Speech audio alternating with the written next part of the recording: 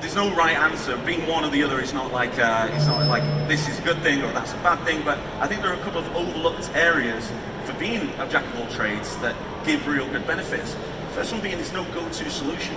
If I go to my video team and say we've been challenged by this brand to tell this story, they're going to think, what is the best video that I can tell to serve this purpose?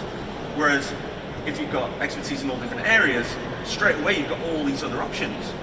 Everyone's heard of the term, if the only tool you've got is a hammer, every problem looks like a nail. So this is kind of exactly that idea. The second one is you're being more valuable in times of change, right? So if you're a generalist and you can adapt quickly, you find yourself being more valuable when things are changing. Everyone's talking about AI is going to destroy industries and it's going to, wipe out jobs. But if you can adapt, these things are more of an opportunity than a negative thing. When I was a young designer, I was at this agency and I just joined, and they had clients like Apple and Coca-Cola, and I thought, it's amazing, I'm going to be here forever.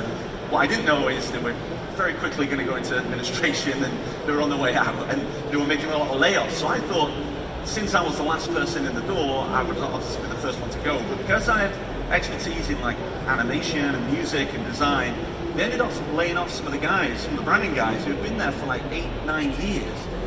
So it was much more valuable to be like a generalist in that area, not obviously for these guys who have been there for so long. And it was actually a really difficult situation to be in. The third one is, like I said earlier, there's value in the connectivity. So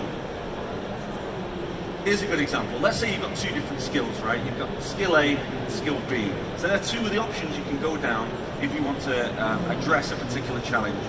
But in addition to skill A and skill B, you've also got this cross-pollination of the two mixed together. So that gives you three options rather than just one or two.